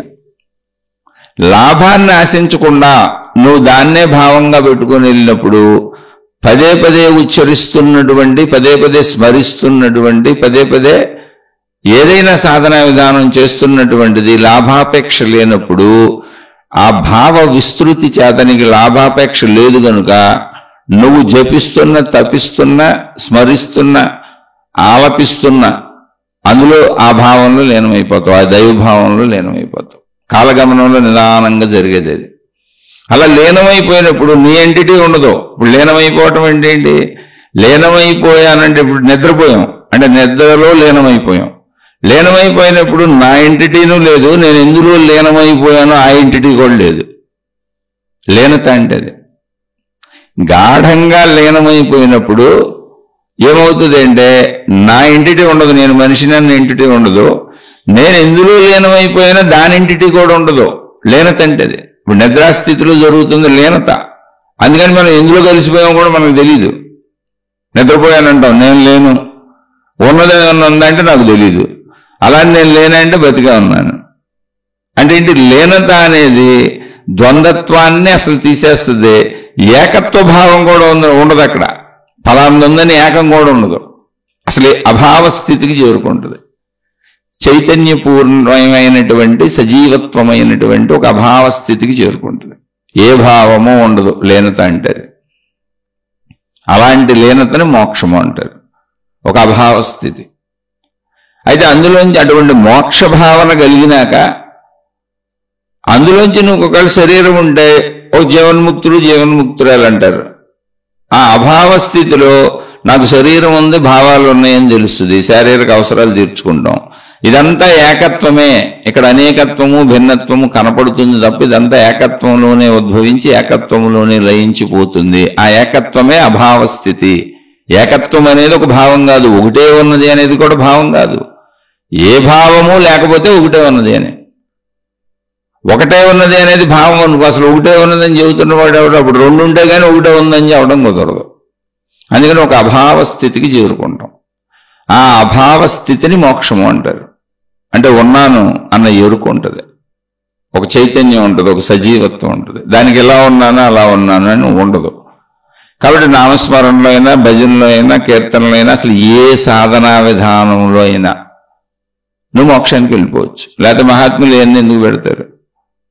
ఇప్పుడు ఇందులో దీన్ని ఏమన్నారంటే కర్మయోగము అంటే కొంతమంది శరీరాన్ని పట్టుకొని శరీరంతో పనులు చేస్తూ ఎక్కువ చేసేస్తుంటారు. అలా శరీరంతో కర్మలు కనబడుతూ వెళుతూ సాగుతూ ఉన్నప్పుడు నువ్వు ఆ కర్మలు చేస్తున్నా నిన్ను నువ్వు కోల్పోయి నీ భావం లేకుండా ఒక అభావంలో, ఒక అనంతత్వంలో, ఓ అనంత దైవీ భావంలో లీనమైపోతున్నావు అనుకో, మోక్షస్థితి. కానీ కర్మలు చేస్తున్నట్టు కనబడుతూ ఉంటావు, కర్మలు ఉంటాయి. అయితే సహజంగా ఏంటంటే జ్ఞాన మార్గంలో కర్మలు ఉండవు, ఎటువంటి ఊహలు ఉండవు. అంటే ఊహలు ఉన్నప్పుడు అది మనస్సు, ఊహించేది భావించేది మనస్సు. భావస్థితి ఒకటి ఉందిగా మనకి. శరీరం కర్మస్థితి, మనసు భావస్థితి. ఈ భావస్థితిలో ఏమవుతుంది? భగవంతుడిని భావించుకుంటాను, నాకు ఇష్టం వచ్చినట్టు భావించుకుంటాను, నాకు అనుకూలంగా భావించుకుంటాను, ఆ భావంలో లీనమైపోతాను. ఆ భావస్థితిలో లీనమైపోయినా అది మోక్షమే. కానీ సహజంగా ఇలా భావించుకునేటప్పుడు కర్మయోగంలో ఉన్నప్పుడు అటు శరీరము కర్మ జరుగుతుంది, ఇటు భావంలో భావన జరుగుతుంది. నేను భావన చేస్తున్నాను, నేను కర్మ చేస్తున్నాను అనే భావం అధికంగా ఉండే అవకాశం ఉంది. అంటే నేను అంటుకొని ఉంటుంది అక్కడ దాన్ని. నేను ఈ కర్మలు చేస్తున్నాను, నేను ఈ భావాలు చేస్తున్నాను. అందుకని ఇదిగో ఇవన్నీ నేను చేశాను, ఇవన్నీ నేను నిర్మించాను, ఇవన్నీ నాకు ఇలా మహిమలు జరిగినాయి, ఇవన్నీ నేను భావించుకున్నా, ఇవన్నీ మహిమలు నాకే జరిగినాయి, భగవంతుడు నాకే దర్శనాలు ఇచ్చాడు, భగవంతుడు నాతోనే మాట్లాడుతున్నాడు. ఇదంతా భావలోకం. ఇలా అనిపిస్తుంది, నేను కలిసి ఉంటుంది. అలా మహిమలు మాయలు ఎందుకు లేవు ఏం చెబుతానంటే మోక్షానికి అడ్డంకి. నేను చూశాను, నేను చేశాను, నాకు మాట్లాడుతున్నాడు. నీకు మాట్లాడితే ఇంకెవరికి మాట్లాడతలేదు, పరిమితత్వం వచ్చేసిందిగా. నాకే అనే ఒక ప్రత్యేకత నా అహంకారాన్ని సూచిస్తుందిగా. నాకే దేవుడు కనబడుతున్నాడు, నాకే దేవత కనబడుతుంది, నాతోనే మాట్లాడుతున్నాడు. మీ అందరూ అడిగితే నేను దేవుడిని అడిగి మీకు సమాధానాలు చెబుతుంటాను. ఏముంది, అంత విభేదత్వమే ఉంది భక్తిలో కూడా. అక్కడ మళ్ళీ అడిగేవాడు ఉంటాడు, ప్రశ్నలు అడిగేవాడు ఉంటాడు, ఆ ప్రశ్నలు మళ్ళీ దేవుడిని అడిగి చెప్పేవాళ్ళు ఉంటారు. మళ్ళీ ఓ దేవుడు వాళ్ళకి చెబుతూ ఉంటాడు, ఆ దేవుడు మిగిలిన వాళ్ళకి ఎందుకు చెప్పడో తెలియదు. ఇది భావస్థితిలో సహజంగా ఇటువంటి మాయల్లో ఇరుక్కుపోతాం. ఇటువంటి మాయల్లో ఇరుక్కుపోకుండా వెళ్ళేవాళ్ళు కూడా ఉన్నారు, లేరని కాదు. లేకపోతే కర్మయోగము, భక్తి యోగము, జ్ఞానయోగం అని చెప్పరుగా మహాత్ములు. అలాగే కర్మయోగాల్లో ఇదంతా నేనే చేశానని అందులో ఇరుక్కుపోతారు. వాళ్ళ పేర్లు, వాళ్ళ ఫోటోలు, వాళ్ళ బోర్డులు. కొంతమంది అసలు దాన్ని పట్టించుకోరు. ఇప్పుడు రమణ మహర్షి ఉన్నాడు, మనిషి ఉన్నాడు, ఆయన కదులుతున్నారు, ఆయన శరీరం ఉంది, క్రియ జరుగుతుంది, కర్మ జరుగుతుంది, కానీ కర్మయోగం లేదు ఆయనకి. నేను చేశానని ఆయన ఇది చెప్పరు. ఆశ్రమం పేరు రమణాశ్రమం అంటే అది ఎవరో పెట్టారు. అసలు ఆయన ఏనాడు అది రమణాశ్రమం ఇది నాదని ఆయన ఏనాడు చెప్పలేదు. మామూలు సాధారణ భక్తులందరూ ఎలా వచ్చి చూసి వెళ్తారో అలాగే నేను కూడా ఇక్కడ ఉన్నాను అన్నారు అంతే. ఆయన జీవిత చరిత్ర చదివితే తెలుస్తుంది. ఆయన అసలు ఎందుకు ఎంత ఉన్నారంటే ఆయన్ని ఒక రిజిస్ట్రేషన్, అంటే రమణాశ్రమం నిర్మించి ఎవరో అక్కడ ఆ స్థలం అవన్నీ గవర్నమెంట్ ప్రకారం రమణాశ్రమం అని పేరు పెట్టి అవన్నీ రిజిస్ట్రేషన్ చేద్దాం, గవర్నమెంట్ రూల్స్ ఉన్నాయి కదా, తర్వాత ఇబ్బంది రాకుండా ఉంటుంది, భౌతికంలో రూల్స్ పాటించాలి కదా అని ఆ రిజిస్టర్డ్ డాక్యుమెంట్ల మీద రమణ మహర్షిని సంతకం పెట్టమని పెన్నిస్తే ఆయన చుక్క పెట్టారు. అక్కడ సంతకం పెట్టలే, ఆయన పేరేం రాయలే, చుక్క పెట్టారు. చుక్క పెట్టడం ఏంటి? ఉన్నాను అంతే, నువ్వు ఈ పేర్లు ఊర్లు ఇవి నాకేం లేదు, అసలు దీంతో నాకేం సంబంధం లేదు, కానీ ఉన్నా, నేనైతే ఉన్నానని నాకు తెలుసు. అదొక సజీవత్వం, అదొక చైతన్యం, అదైన ఒరిజినల్ నిశ్చల స్థితి. కానీ మనకి ఇక్కడ శరీరం కనబడుతుంది, క్రియ చేస్తున్నట్టు కనబడుతుంది, కానీ ఆ క్రియ ఏం చేశారు? చుక్క పెట్టడం అనే క్రియ చేశారు, పేరు రాయిలా. ఇప్పుడు భౌతికంలో అదే కర్మయోగంలో ఉన్నవాళ్ళు వాళ్ళే వాళ్ళ పేరుని రిజిస్ట్రేషన్ చేసుకుంటారు, పెద్ద పెద్ద వేల వేల ఎకరాల్లో కడుతున్నారు. అది తప్పని నేనంటలా, ఎంతో మందిని ఉద్ధరిస్తున్నారు, అవన్నీ అవసరమే. కానీ కర్మయోగం అన్న చోట అక్కడ ఇరుక్కుపోతాం. మోక్షానికి నీకే అడ్డంకి, నీ మోక్షానికి అడ్డంకి ఎవరికో కాదు. ఎందుకంటే నీ పేరు నీకు గుర్తుంటుంది, నీ ఊరు నీకు గుర్తుంటుంది, నువ్వు చేసినవి నీకు గుర్తుంటాయి, ఇవన్నీ నావే అని గుర్తుంటాయి. దానికి రూల్స్ పెడతావు, రెగ్యులేషన్స్ పెడతావు, ఇలాగే నడవాలంటావు, ఈ పద్ధతిలోనే సాగాలంటావు, నేను చేసిన పద్ధతిలో అయితేనే ఇది నడుస్తుంది అంటావు. ఎందుకంటే నీకు ఆ పద్ధతి తెలుసు, ఇంకో పద్ధతి తెలియదు కాబట్టి. కాబట్టి నా విధానాలు, నా పద్ధతులు అంటావు. అందుకే అనేక మతాలు, అనేక మార్గాలు, అనేక విధానాలు, అనేక పద్ధతులు, అనేక భిన్నత్వాలు ఉన్నాయి. అప్పుడేమైంది, ఒక ఫిక్స్డ్ అంటే ఒక ఫార్మెట్లో ఇరుక్కుపోతాం. భక్తి అయినా అంతే, మహిమలు మాయలు ఎందుకు వద్దు అంటున్నానంటే అదంతా ఇదే, ఒక ఫార్మెట్లో ఇరుక్కుపోయారు. ఆ దేవత నాకే చెబుతుంది, ఆ దేవుడు నాకే చెబుతున్నాడు, నీకు చెప్పడు, కాబట్టి నేను దేవదూతనే, నన్ను అడుగు, నేను నీకు చెబుతా. అప్పుడు ఏమైంది, దేవత ఉంది, నేనున్నాను, నువ్వున్నావు, ప్రపంచం అంతా అక్కడే ఉంది. ఏకత్వ భావం లేదు, అనేకత్వం, భిన్నత్వం ఉంది అక్కడ. అది మనోలోకం అంతే, భిన్నత్వం ఉన్నది అంతే. అందుకని అక్కడ చిక్కుకుపోతాం. అందుకని ఇవన్నీ కూడా సిద్ధులకి చిక్కుకుపోవాలి అక్కడని చెప్పేశారు ఆల్రెడీ ముందే. ఆధ్యాత్మికతలో చెప్పారు, నేననే భావంలో చిక్కుకుపోకుండా అది పెద్ద మాయ అని.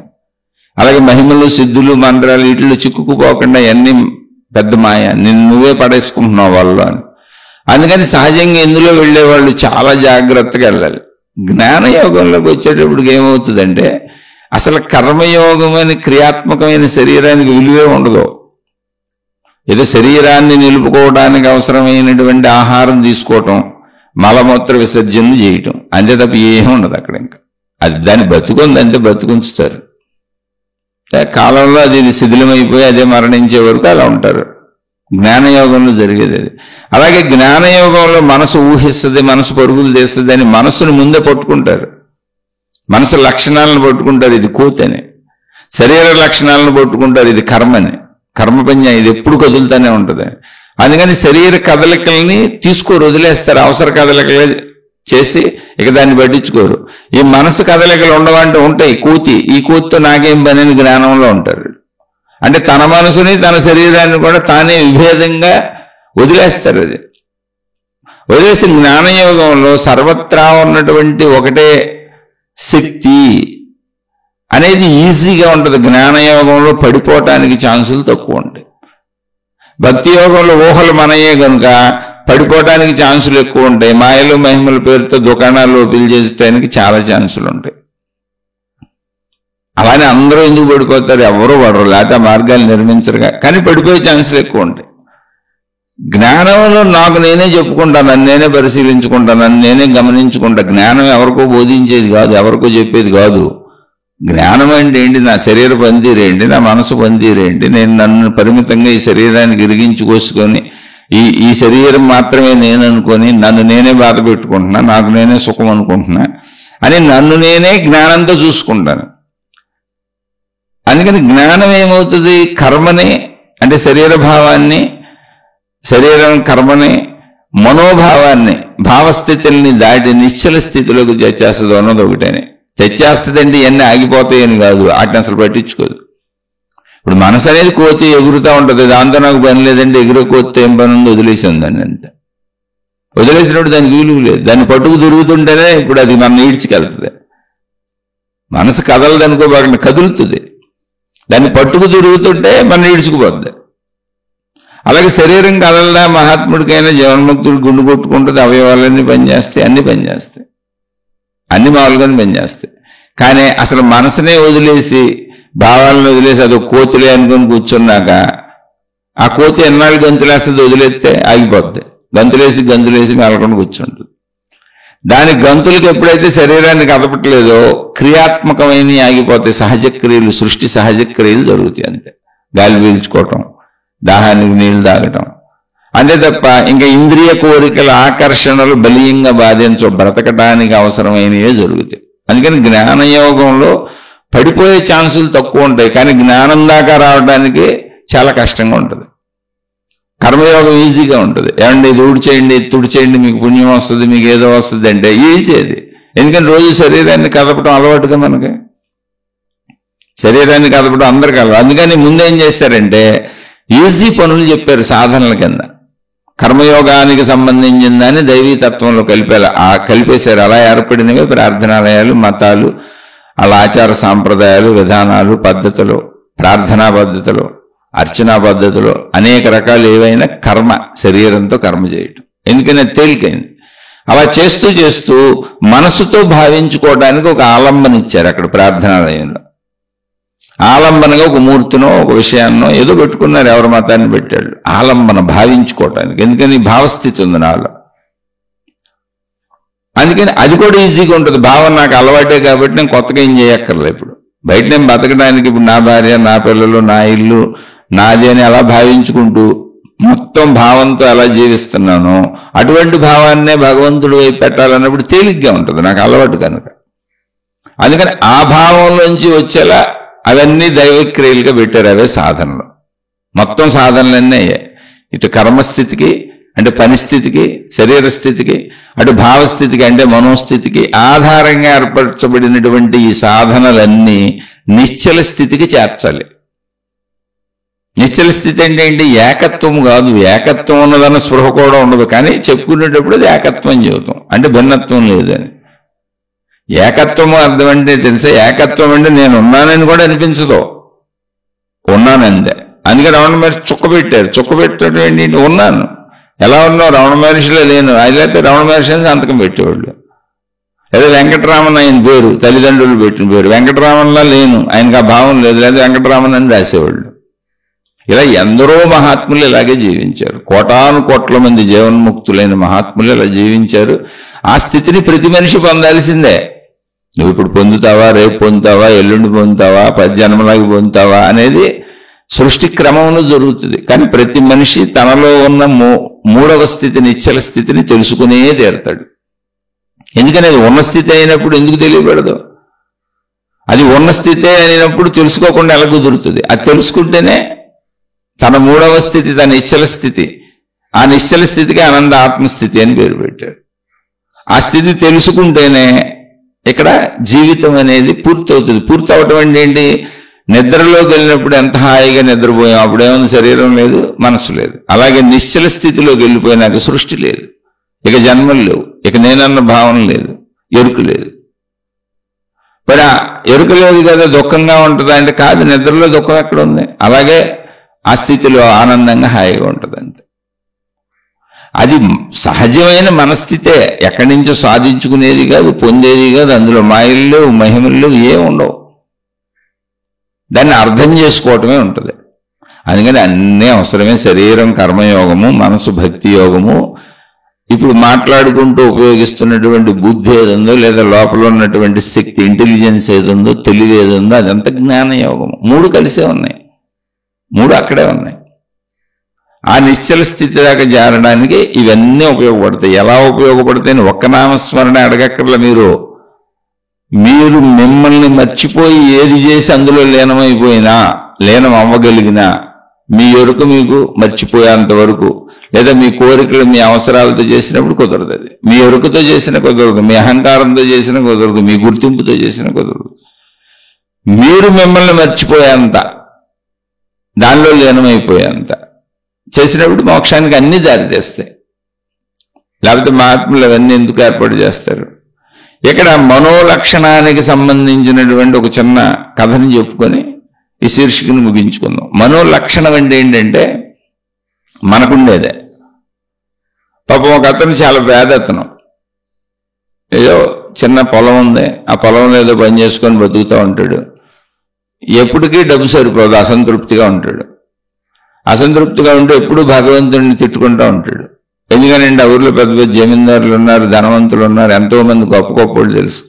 నాకు ఈ పేదరికం ఏంటి, వాళ్ళందరికీనేమో అంత సంపదలు ఏంటి, నాకు అది లేదు, ఇది లేదు, వాళ్ళకి అది ఉంది, ఇది ఉంది అని పాపం నిత్యం బాధపడుతూ ఉంటాడు. ఇదేక మనందరికీ మనసు గొంతులు. నాకేమి లేవో చెప్పుద్ది నా మనసు, నాకున్నాయి చెప్పదు, ఆ ఉన్నాటితో తృప్తి పడదు.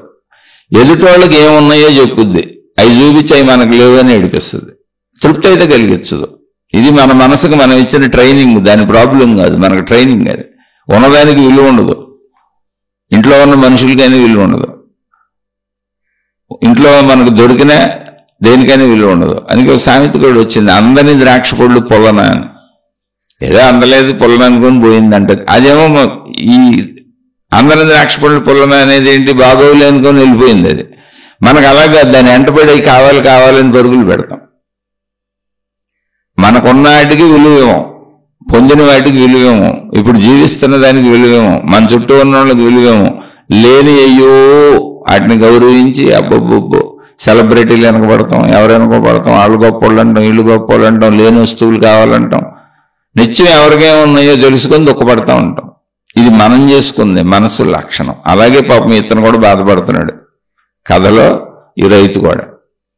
అయితే మానసికంగా బాధపడుతున్నాడు పాపం. ఏదో ఆ ఊర్లోనే ఉన్నటువంటి గురువు గారు ఎవరో ఉన్నారు, ఒక చిన్న ఆశ్రమం ఉంది, అక్కడ ఏదో ఆయన ప్రవచనాలు చెబుతూ మంచి విషయాలు చెబుతూ ఉంటారు. వెళ్ళి అక్కడ కూర్చొని వినొస్తూ ఉంటాడు రోజు. ఎన్ని విన్నా అవి విన్న కొందికి దేవుడా అందరికీ ఏదో చేసావు నాకేది చేయట్లేదు ఏంటి అని కోరికలు కోరుకోవడం మొదలెట్టాడు. ఇక భగవంతుడు ఇప్పుడు నా కోరికలు తీరుస్తాడని. సరే పాపం భగవంతుడు కూడా అనుకున్నాడు, ఈడి కోరికలు ఏంటి, ప్రపంచం అందరికీ అన్ని సమకూర్చినప్పుడు ఈడి కోరికలు తీర్చడానికి వచ్చిన బాధ ఏముందలే అని భగవంతుడు ఏం చేశాడంటే దారిలో వీడికో మరచెంపు దొరికేలా చేశాడు. నేను ఇంటికి వెళ్తున్నాడు, ఉపన్యాసం అయిపోయింది, ఆ గురువు గారు చెప్పింది అన్నాడు, తిరిగి ఇంటికి వెళ్తున్నాడు. ఇంటికి వెళ్తుంటే రోడ్డు మీద ఏదో కనపడింది అక్కడ మట్టిలో, కాలుతో తందు అన్నాడు. అదో చిన్న మరచెంబు పైకి లేచి మరచెంబులో పడింది. ఇదండి మరచెంబు ఇక్కడ ఉంది, ఎత్తడి మరచెంబు అని దాన్ని తీసి ఊడదీశాడు, మూత ఊడదీశాడు, ఏముందో చూద్దాం. ఊడదీయగానే అందులోంచి ఒక తెల్లటి చిన్న ఆకారం బయటకు వచ్చింది, బుడింగుమని. చూసి భయపడ్డాడు. ఆకారం పెద్దదైపోయింది, మనిషిలో నుంచి ఉంది. ఏంటంటే ఏమీ లేదు, నేను ఒక రకమైనటువంటి భూతాన్ని, ఖర్చు అవుతున్నానని భూతాలు దెయ్యాలు ఉంటాయని నమ్మకండి. దేవుడు ఉంటే ఇంక మిగిలిన ఏమి ఉండవు, ఉన్నదంతా అనంత ఆత్మశక్తే. ఇవన్నీ కల్పనలు, మనోకల్పనలు. కథ కాదా సరదాగా చెప్పుకుందాం. ఆ భూతం బయటకు వచ్చింది, నన్ను ఇందులోంచి విముక్తి చేసావు, భయపడకో, నేను ఇందులో ఉండిపోయాను ఎప్పటి నుంచో, కాబట్టి ఇప్పటి నుంచి నేను నీకు సేవకుణ్ణి, నువ్వేం అడిగితే చేసి పెడతాను. అయితే ఒకటి, ఇందులోంచి నన్ను విముక్తి చేసావు కాబట్టి నీకు చేసి పెడతా, కానీ నాకు నిరంతరం ఏదో పని ఉండాలి, పని చేయకుండా ఉండలేను. ఒకవేళ నువ్వు నాకు నిరంతరం అలా పని చెప్పలేదా నిన్ను మింగేస్తాను. ఎందుకంటే అనవసరంగా ఇందులోంచి బయటికి తీసావు, నన్ను లోపల పెట్టేశారు. కాబట్టి నువ్వు నాకు పని చెబుతూనే ఉండాలి నిరంతరం అంటే. ఆయన మహానందపడిపోయాడు రైతు. అసలు పనుల కోసమే కదా చస్తున్నాం, ఇక్కడ పని చేస్తూ బోల్డ్ డబ్బులు వస్తాయి మనకి, చేయలేక సంపాదించలేక కదా మనకి అద్భుతమైనది దొరికింది, భగవంతుడు మనకి అద్భుతమైన వరం ఇచ్చేసాడని. అయ్యో పనులు చేయడం పెద్ద విశేషమే ఉంది, ముందు అర్జెంటుగా మా ఇల్లు అసలు బాగోలేదు, అద్భుతమైన ఇల్లు నీ స్థాయిలో నువ్వేం కట్టగలవు, అద్భుతమైన ఇల్లు కట్టేమన్నాడు. ఈయనేమనుకున్నాడు, ఇప్పుడు మనం ఇల్లు కట్టాలంటే మొదలెడితే ఎప్పుడు అవుతుంది, నెలల సంవత్సరాలు అవుతుంది. అందులో అద్భుతమైన ఇల్లు అంటే ఇంక మామూలు కాదు, కడతదిలే, కానీ కట్టక బోల్డ్ టైం పట్టుద్ది. అలా దాని తర్వాత ఈ పని చేద్దాం ఆ పని చేద్దాం అని ప్లాన్ చేసుకుంటున్నాడు. 10 నిమిషాల్లో పోతం తిరిగి వచ్చింది. ఏంటని, ఇల్లు కట్టేసాను అద్భుతమైన. నేను ఇంకా దారిలోనే ఉన్నాడు, ఇంటికి కూడా వెళ్ళలేదు. అద్భుతమైన ఇల్లు కట్టేసాను, తర్వాత పని చెప్పాను. ఏంటి అప్పుడే ఇల్లు కట్టేసావా, ఉండి అసలు ఇల్లు చూద్దాన్నాడు అంటే తీసుకెళ్ళింది పోతాం. అబద్ధం చెబుతుందేమో అనుకున్నాడు ఈయన. వెళ్ళి చూస్తే అద్భుతమైన బిల్డింగ్ ఉంది, తన ఇల్లేది, అదిగో కట్టేశానండి. ఆహా సూపర్గా ఉందండి, భూతాన్ని పొగిడాడు. భార్య పిల్లలు అందరూ ఆనందంగా ఉన్నారు. భార్య పిల్లలకి విషయం చెప్పాడు. భూతం మీరు తర్వాత మాట్లాడుకుందరు, కానీ ముందు నాకు పని చెప్పాలి, అది నేను మింగేస్తానని. లేదు బోల్డ్ పని ఉంది, నువ్వు కంగారు పడుకో, మా పొలానికి వెళ్ళు, మొత్తం పొలం అంతా పండించి మొక్కలు వేసి నాట్లు నాటి మొత్తం అన్నీ చేసేసి ధాన్యం తీసుకొని అప్పుడు కనపడి మళ్ళీ పో అన్నాడు. ధాన్యం బ్రహ్మాండంగా రావాలి, జాగ్రత్తగా చూడాలి. ఓకే అలాగే నాకు పని కావాలి అంతే అంది. వెళ్ళిపోయింది.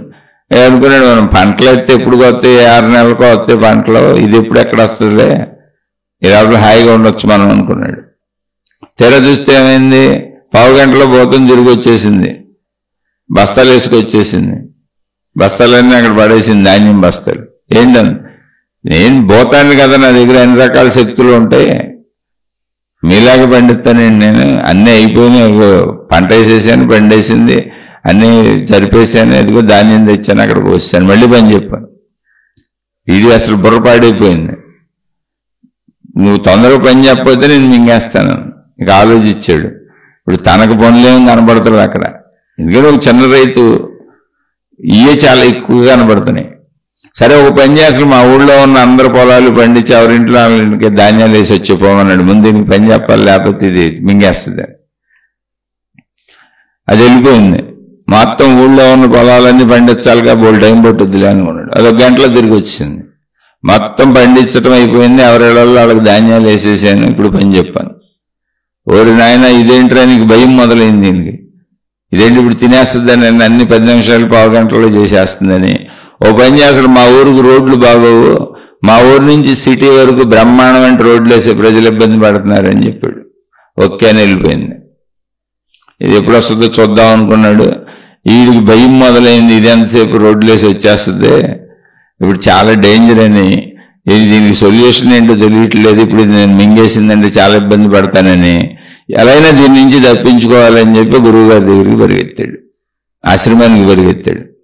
పరిగెత్తి జరిగిన విషయం అంతా చెప్పాడు.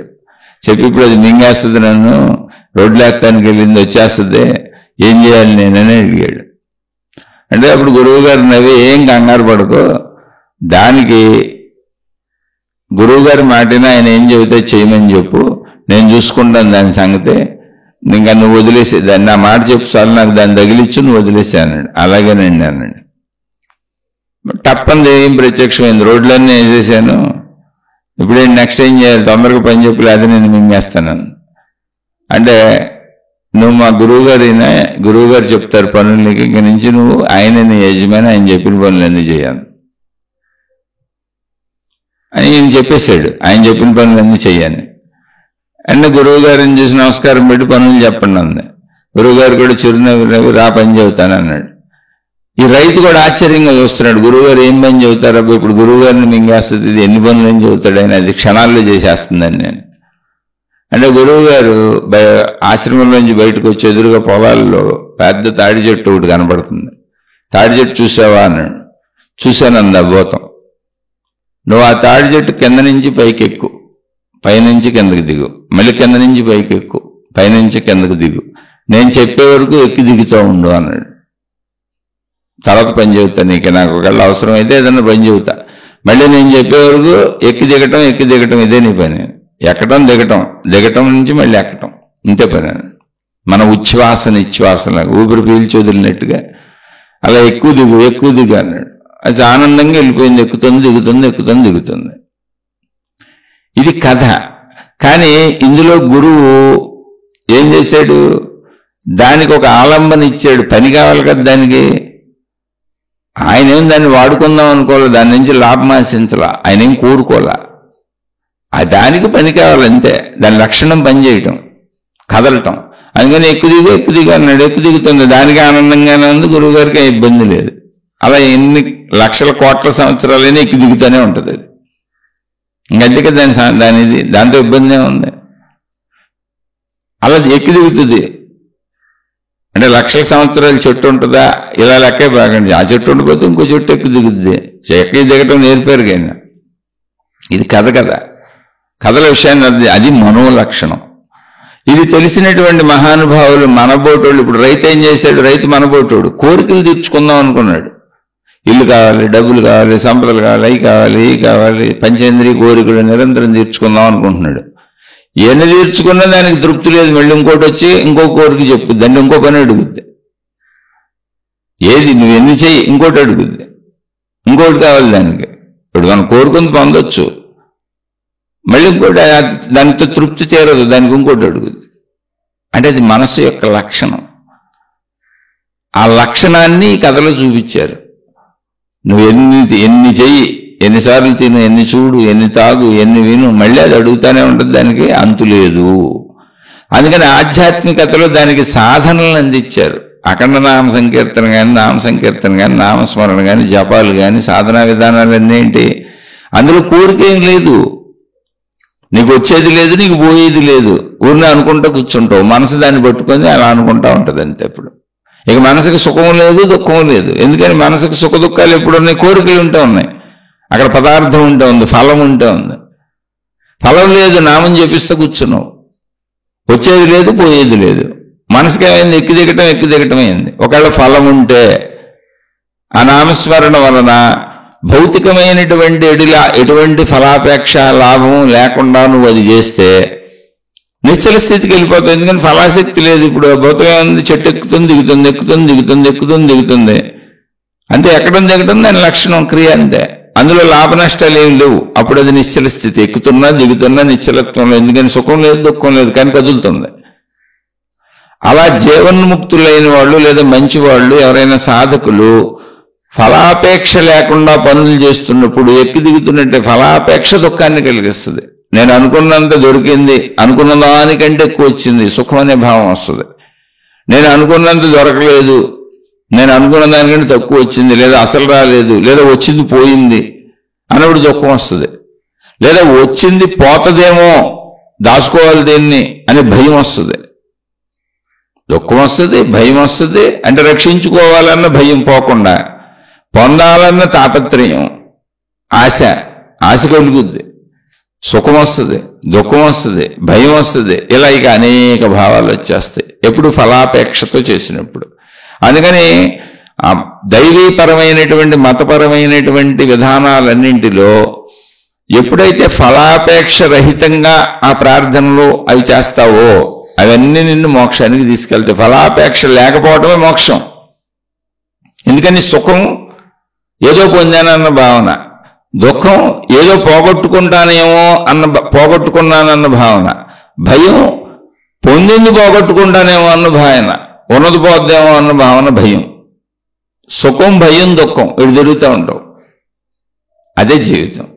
సుఖానికి, భయానికి, దుఃఖానికి అతీతంగా ఉన్నటువంటి నిశ్చల స్థితే మోక్షం. కానీ అందులో కదలిక ఉంది, ఎక్కుతుంది దిగుతుంది, ఎక్కుతుంది దిగుతుంది. అవే దైవీ క్రియలు, అవే సాధనలు, అవే మతపరమైన బోధనలు. ఎక్కడ ఎవరు ఏం చెప్పినా ఫలాపేక్ష రహితంగా నువ్వు చేస్తున్నప్పుడు, జీవిస్తున్నప్పుడు, నేను నిత్యక్రియలు చేసుకుంటున్నప్పుడు అది మోక్ష స్థితికి దారి చేస్తుంది. జీవన్ముక్తులు అలా ఉంటారు. కాబట్టి ఎక్కడి నుంచి మొదలుపెట్టినా నువ్వు మోక్షానికి చేరుకోవచ్చు. అన్ని మోక్షానికి చేరుస్తాయి, కానీ ఫలాపేక్ష రహితంగా చేయాలి. దీన్నే భగవద్గీతలో కృష్ణ భగవానుడు నిష్కామ కర్మయోగము అని చెప్పారు. ఇప్పుడు ఇదంతా నీకు అర్థం అవ్వాలంటే అటేపుకెళ్ళి ఏమండి ఏది గొప్పది, ఏ మతం గొప్పది, ఏ దేవుడు గొప్పడు, ఏ గురువు గొప్పవాళ్ళు, ఏ మంత్రం గొప్పది, లేకపోతే ఏ సాధనా విధానం గొప్పది అని అటు గొప్పలు ఎత్తుక్కుంటున్నారు అందరూ. అంటే ఎంతమంది ఎక్కువ శిష్యులు ఉంటే అంత పెద్ద గురువు, ఎంత పెద్ద డబ్బు ఉంటే అంత పెద్ద గురువు, ఎన్ని గొప్ప గొప్ప కార్యాలు చేస్తే, ఎన్ని స్కూల్స్ కట్టిస్తే, ఎన్ని హాస్పిటల్స్ కట్టిస్తే, ఎంతమందికి చేస్తే అంత పెద్ద గురువు. అంటే మనకి అన్ని గొప్పలు కావాలిగా, మన మనసు కోరుకుంటుందిగా, దాన్ని అక్కడ కూడా తీసుకుంటుంది. అదొక గొప్పతనంగా, గొప్ప గురువులుగా, గొప్ప మహానుభావులుగా, లేదా మాతాజీలుగా, గొప్ప మాతాజీలుగా, ఎన్ని సంస్థలు ఎక్కువ ఉంటే, ఎంతమంది మనుషులు ఎక్కువ ఉంటే, ఎంత ధనం ఎక్కువ ఉంటే, ఎంత ఫాలోయింగ్ ఎక్కువ ఉంటే అలా తీసుకుంటున్నారు. ఎక్కువ ఉంటే కాదు, అది అసలు భావం లేకపోతే, కోరుకోకపోతే, ఉన్నదాంతా అలా తృప్తిగా వెళ్ళిపోతూ ఉంటే, ఫలాపేక్ష రహితంగా ఉంటే అది మోక్షం. దానికి ఆధారమైనవన్నీ తయారు చేసి పెట్టారు. అవన్నీ సాధనా మార్గాలు. అందుకని సాధనా మార్గాల్లో గొప్పతనం వెతక్కు, మతాల్లో గొప్పతనం వెతక్కు, దేవుళ్ళలో గొప్పతనం వెతక్కు, గురువుల్లో గొప్పతనం వెతక్కు, మాతాజీల్లో గొప్పతనం వెతక్కు, బయట వైపు గొప్పతనం అసలు వెతక్కు. నీకు భిన్నంగా బయటది ఎక్కడ గొప్పతనం వెతక్కు. నీ అంతరంగంలో ఫలాపేక్షను వదిలేసేటువంటి గుణం, అది గొప్పతనం. అందుకని రహస్యం ఎక్కడ ఉందని నాలో ఉంది. రహస్యం అంటే ఎక్కడ ఉంది? సాధనా రహస్యం, మోక్ష రహస్యం అంటే నాలో ఉంది. రహస్యం నాది, నా అంతరంగం. నా అంతరంగమే, నా అంతరంగ మార్పే ఆధ్యాత్మికత. ఫలాపేక్ష రహితంగా నాలో నేనుంటూ క్రియలు చేసుకుంటూ భావస్థితిని, క్రియాస్థితిని, నిశ్చల స్థితి అంటే ఏంటి? భావస్థితి జరుగుతుంది, క్రియాస్థితి జరుగుతుంది, కానీ ఫలాపేక్ష రహితంగా జరుగుతుంది. అది నిశ్చల స్థితి. నిశ్చల స్థితి అంటే మొత్తం ఆగిపోద్దని కాదు. సుఖ దుఃఖ భయాలకు లోను కాకుండా చేసే పనులన్నీ నిశ్చల స్థితి. సుఖాన్ని ఫీల్ అవట్లా, దుఃఖాన్ని ఫీల్ అవట్లా, భయానికి గురి కావట్లా. కానీ శరీర కర్మలకి అది జరుగుతుంది, కదులుతుంది. మనోకర్మలకు జరుగుతుంది, భావోత్పత్తి జరుగుతుంది. అది ఎప్పుడు జరుగుద్ది? ఫలాపేక్ష రహితంగా ఉన్నప్పుడు. అది నిశ్చల స్థితి, అదే జీవన్ముక్తుడు, అదే మోక్షం. ఆలోచించి చూడండి. 1-2 సార్లు జాగ్రత్తగా వినండి. అర్థమైతే తీసుకొని జీవితంలో ఆచరించుకోండి. అర్థమవకుండా ఏదైనా సందేహాలు ఉంటే ఎవరో ఆచరించే వాళ్ళకి మళ్ళీ ప్రశ్నల రూపంలో అడగండి, చెప్పుకుందాం. అన్నీ మంచివే ఫలాపేక్ష లేకపోతే. అన్నీ అక్కడికే చేరుస్తాయి. అన్నీ బంధించేవే కోరికతో నువ్వు చేస్తే, ఫలాపేక్షతో నువ్వు చేస్తే, నేను అనే గుర్తింపుతో నువ్వు చేస్తే అన్నింటిలో మాయతో ఇరుక్కుపోయావు. దైవ మార్గాల్లోనే నీకు నువ్వే అల్లేసుకున్నావు. కాబట్టి ఇది ఎవరికి వాళ్ళు లోపల అంతరంగంలో చెక్ చేసుకోవటమే తప్ప ఎవరు ఇరుక్కున్నారు, ఎవరు ఇరుక్కోలేదు ఎవరికి తెలీదు. అందుకని ఇతరుల గురించి స్టేట్మెంట్లు అసలు ఇవ్వకండి. అది తప్పు, ఇది రైటు, ఈ మతం గొప్పది, ఈ మార్గం గొప్పది, దేవుడు గొప్పడు, అవి చెప్పకండి. నిన్ను చూసుకో అంతే. నీకు బయటతో పని లేదు. రహస్యం అంతా నీ అంతరంగం, రహస్యం నువ్వే, మొత్తం నీలోనే ఉంది, బయట ఏం లేదు అసలు. గమనించి చూడండి, అర్థమైతే ఆచరించుకోండి. ఆచరించుకునే వాళ్ళకి ఎక్కడైనా సందేహం వస్తే తప్పకుండా అడగండి, మళ్ళీ మాట్లాడుకుందాం. ఏదైనా మొత్తంగా భౌతికమైన ఆధ్యాత్మికమైన మంచిగా జీవించడం అలవాటు చేసుకోండి. మంచిగా జీవించటాన్ని మించినటువంటిది ఏదీ లేదు. సర్వసాధనల గమ్యం, సర్వ మత బోధనల సారం, సర్వమానవాళికి ఏకైక మంత్రం మంచిగా జీవించటం. అదే మిమ్మల్ని తీసుకెళ్ళిపోద్ది, మొత్తం మోక్షానికి నడిపించుకుంటూ తీసుకెళ్ళిపోద్ది.